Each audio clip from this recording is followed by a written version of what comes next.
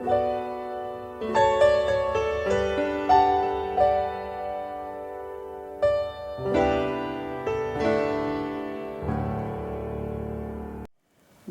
is AfridaNews, coming to you from Accra, the capital city of Ghana, where the drums beat for Africa.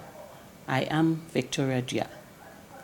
In mid-January, Ghana's Auditor General released a report on the government's COVID-19 expenditure.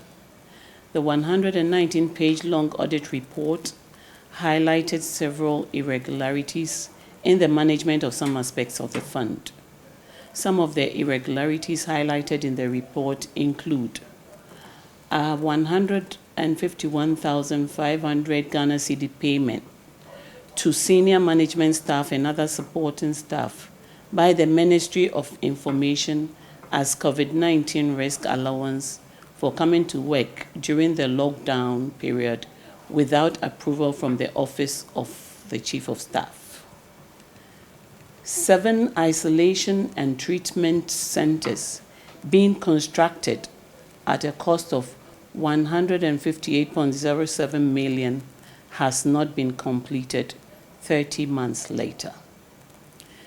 The Ministry of Health entered into a 25-year finance lease agreement at a total lease value of 15.26 million Ghana cedis in 2020 to be used as a holding isolation center in the Volta region. The facility could not be used for the intended purpose, which resulted in an additional cost of 20.38 million Ghana cedis.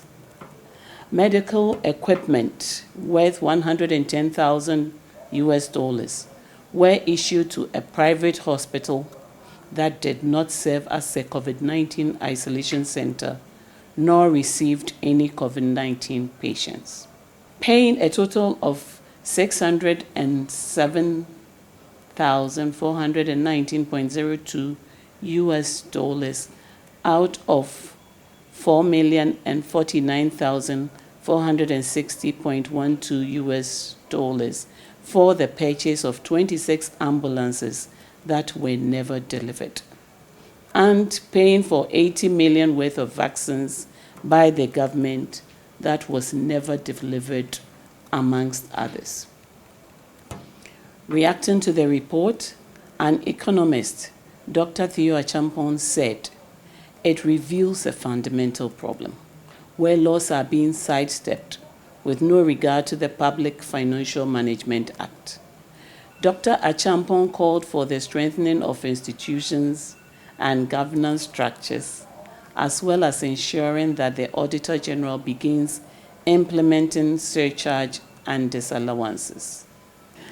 Ghana mobilized 22 billion Ghana cedis for the COVID-19 response over the period March 2020 to June 2022 to address 2 key interventions: finance direct COVID-19 intervention expenditures, and support the funding gap in the budget, which was occasioned by the COVID-19 pandemic and its effects on revenue mobilization. The Ministry of Finance issued a release in response to the Auditor General's report. According to the Finance Ministry, the ministry, quote, coordinated the mobilization and disbursement of funds for the COVID-19 responses by government in accordance with the Public Financial Management Act to ensure timely release of funds to save lives, livelihoods, and property. The ministry welcomes the Auditor General's report and wishes to assure the public that steps are being taken to address all issues, end quote. The release further mentions interventions being pursued by the ministry. 1. Meetings are being organized to engage with the implementing agencies to evaluate actions taken to implement the audit recommendations in the audit report. 2. Preparation of an emergency expenditure management guideline. This guideline will provide government with administrative protocols in times of emergency, such as the COVID-19 pandemic, to ensure compliance with relevant PFM regulations whilst providing timely responses. The Ministry of Finance will continue to apply its best efforts to enforce and enhance expenditure management and accountability to ensure proper utilization of tax revenue to the full benefit of citizens using established budgetary and accountability systems in government. For some, the statement does not go far enough and are calling for the Auditor General and the government to act purposefully. They are urging those with prosecutorial powers to begin the necessary investigations to prosecute those found culpable after investigations have been fully exhausted. Other voices are weighing in following the Auditor General's report on the use of COVID-19 funds. Mr. Sylvester Tete, Vice Chairman of the Communications Committee of Parliament, has weighed in on the report of the Auditor General. For Mr. Tete, government did nothing wrong by using a portion of the COVID-19 funds to support its budget.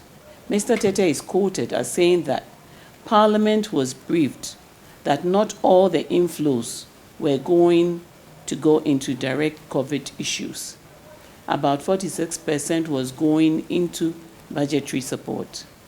We know that this was occasioned as a result of our inability to raise revenue to support our budget. The Auditor General report states that although a total of 21,844,189,185.24 Ghana cedis was mobilized for the pandemic response, only 11,750,683,059.11 Ghana cedis of the total was disbursed for the fight against the virus. The rest, according to the AG's records, was used for budget support. Of the total funds mobilized, 11,750,683,059.11 Ghana cedis were used for COVID-19 activities, while the remaining funds were used for budget support, the report said. Join us next time for AfridaNews. Stay safe.